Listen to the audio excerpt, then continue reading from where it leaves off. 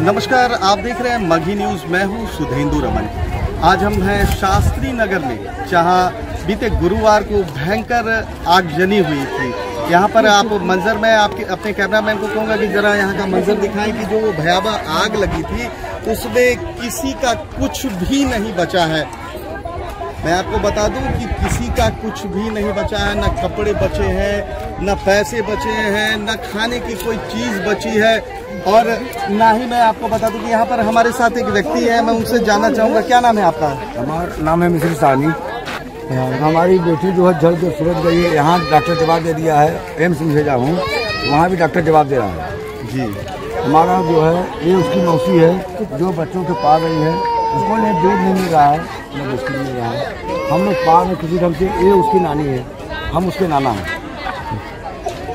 और अभी तक जो भी नेता है उन्होंने क्या कहा है? यहाँ पर केंद्रीय मंत्री रविशंकर प्रसाद आए, संजीव चौरसिया आए, आपके जो यहाँ के जो लोकल क्षेत्रीय पार्षद हैं भीम कुमार वो भी आए। वो आए, बेचारे कुछ कर रहे हैं। नहीं कुछ कर रहे हैं, ऐसी बात नहीं है। और जो कल पप्पू यादव आए, वो भी बेचारे आश्वासन दे गए हैं, आश्वासन दिए हैं। अभी 2-3 लड़की को कुछ दिए हैं, जिसका शादी होने वाला था, सब जब खाक हो गया है। वो लड़की बताओ सयानी है। और उसके बाद जो है हम लोग बोले कि सर हाथ जोड़ करके विनम्र निवेदन है सर कि हम लोग कुछ व्यवस्था दी जाए। हम लोग भूखों मर रहा हूँ सर, वहाँ खाना मिलता है सर, खाना खा रहे हैं सर, जी रहे हैं, ऐसे खुले आसमान में सोते हैं सर।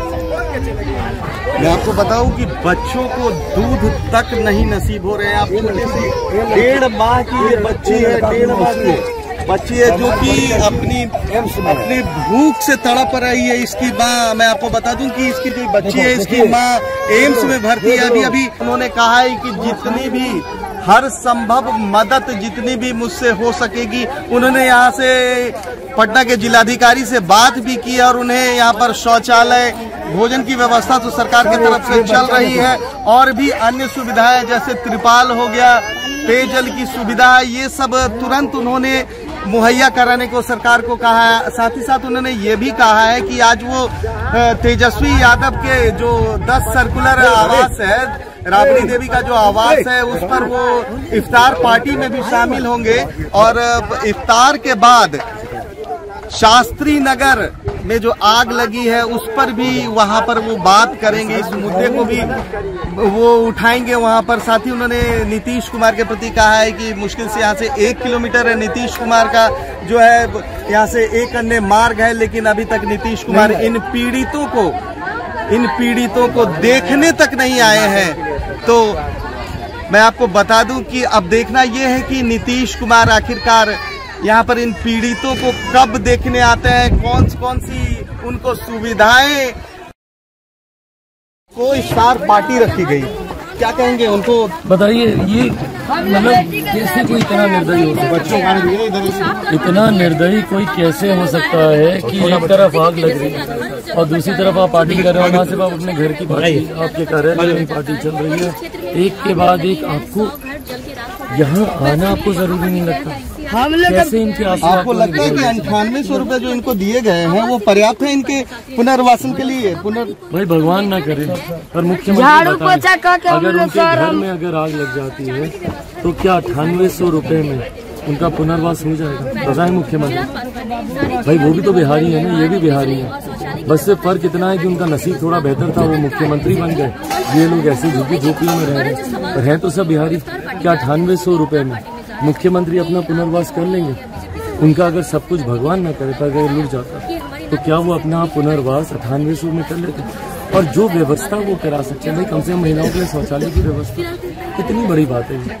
यहाँ पे एक त्रिपाल लगा देना, या जब तक इनका पुनर्वास नहीं हो रहा, भाई आपके पास दुनिया भर की जगह हैं, सब है, आपके पास सारी चीजें हैं, क्यों नहीं आप इनके रहने के अल्टरनेटिव आप अरेंजमेंट कर देते? यहाँ छोटे छोटे बच्चे भी आप देखेंगे सिर्फ दिलासा देके जा रहे हैं सर। सब हम लोग का बेटी की शादी था, जवन जर गया, अभी सब बियाह शादी के हम लोग करने थे। क्या कहेंगे सरकार के लिए? आप क्या कहेंगे? सरकार का उदासीन रवैया और उससे ज्यादा सरकार अब अहंकार में आ गई है। इनको लग रहा है कि हम लोग जोड़ तोड़ करके सरकार बनाते रहते हैं लोगों की हमको जरूरत है नहीं। ये इनका अहंकार दिखाता है, नहीं तो इतने बगल में रहते हुए कोई ना आए। इफ्तार में खर्च किया जा रहा है, आपको नहीं लगता है कि इन गरीबों पर अगर उतना पैसा खर्च किया जाता तो इनका अब हम कह सकते हैं कि एक बार फिर से वो वही जिंदगी जीने के लिए उसका एक हिस्सा भी खर्च कर देते आप इन लोगों को। जितना पैसा आपने इफ्तार पे आपने खर्च किया है तो इन लोगों की जिंदगी थोड़ी बेहतर हो जाती है, पर ये सोच ही नहीं है ना इस सरकार की, ये सोच ही नहीं है मुख्यमंत्री। क्या चिराग पासवान आज इफ्तार में जाएंगे? राजद की तरफ से जो इफ्तार पार्टी रखी गई और क्या वहाँ तेजस्वी जी से मुलाकात होगी, तो क्या आप उन्हें कुछ कहेंगे यहाँ के बारे में? मेरी जिस मंच पे जिस भी इस सरकार के नेता से मुलाकात होगी, ये विषय राघोपुर का विषय जरूर रखेगा।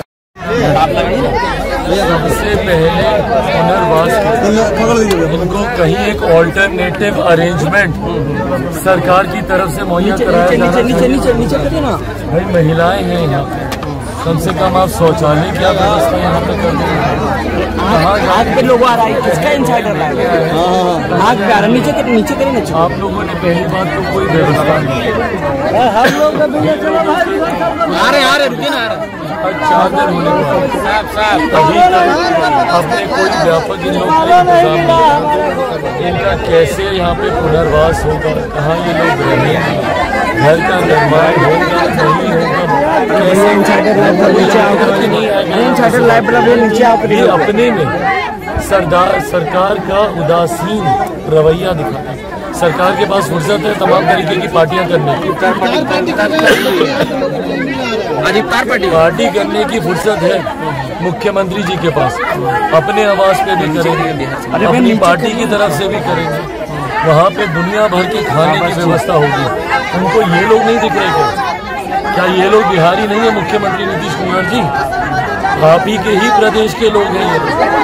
और आज इतनी धूप गर्मी में ये लोग सड़क पर बैठने के लिए, सोने के लिए लोग मजबूर हैं। आप चाहे तो 2 मिनट में इनके पुनर्स्थापन की व्यवस्था आपके द्वारा की जा सकती है। और ऐसे में आगे जब हम बात करने का प्रयास कर रहे हैं पीएम वगैरह से, ये लोग फोन भी उठाने को तैयार। यही हाल अभी राघोपुर में, अभी हम राघोपुर से वहाँ पे भी इसी तरीके से 100 घर जले हुए हैं, पर कोई वहाँ पर जरूरी नहीं समझा कि भैया हम जाएं, देखें, उनके पुनर्वास की व्यवस्था करें। भाई हम भी अपनी सीमा में जितना कर सकते हैं हम करेंगे, यहाँ पर भी हमसे जितना बन पड़ेगा हम करेंगे। 2-4 जो संस्थान है उनसे हम बात करेंगे, रेड क्रॉस वगैरह से हम बात करेंगे कि भैया कम से कम कपड़ा लत्ता बर्तन वर्तन जो व्यवस्था वो लोग कर सके हम करेंगे, पर जिनको करनी चाहिए ये व्यवस्था और जो सक्षम है पूर्णतः इस व्यवस्था को करने के, प्रदेश के मुख्यमंत्री वो आना तक जरूरी नहीं समझते। भाई कितना दूर है उनका महल यहाँ से, एक अनन्य कितना दूर है यहाँ से। तमाम मंत्री के आवास है, माननीय लोग रहते हैं बगल में, तमाम यहाँ पे माननीय विधायक, माननीय मंत्री अगल बगल में रह रहे, उसके बीच में ये घटना घटी और ये लोग आना जरूरी नहीं समझता। यही अहंकार है, यही अहंकार है। और अहंकार बड़ों का नहीं रहा, इन लोगों का क्या रहेगा। आज इन्हीं लोगों की, भाई किसी की बददुआ नहीं लेनी चाहिए। आज कैसे ये घर परिवार सड़क पे लोग बिलख रहे हैं, कोई इनसे पूछने वाला नहीं है। और ये लोग यहाँ पे पार्टियां मना रहे हैं और अपने अपने महलों में एयर कंडीशन और पंखे चला के लोग बैठे हुए। कम से कम आइए तो। भाई चिराग पासवान आज की तारीख में हैसियत नहीं है, ना हम केंद्र सरकार में ना बिहार सरकार में, हमारी कोई हैसियत नहीं कि हम किसी के लिए कुछ कर सकते। पर हम बस इतना जानते हैं कि दुख बांटने से दुख कम होता है। हम सिर्फ दुख बांटने आए और हमसे जितना बन पड़ेगा, पार्टी से जितना बन पड़ेगा वो हम करेंगे। जो लोग कर सकते हैं उनको आना चाहिए। इन लोगों को खाना का बहुत बड़ी समस्या है, चुनौती है। क्या चिराग पासवान क्या इन लोगों को 5 दिन 7 दिन या कुछ ऐसा कहना चाहेंगे जो एक टाइम का भोजन अरेंज कर पाएंगे? लोगों को कराऊंगा, मैं राघोपुर में भी करवा के आया हूँ।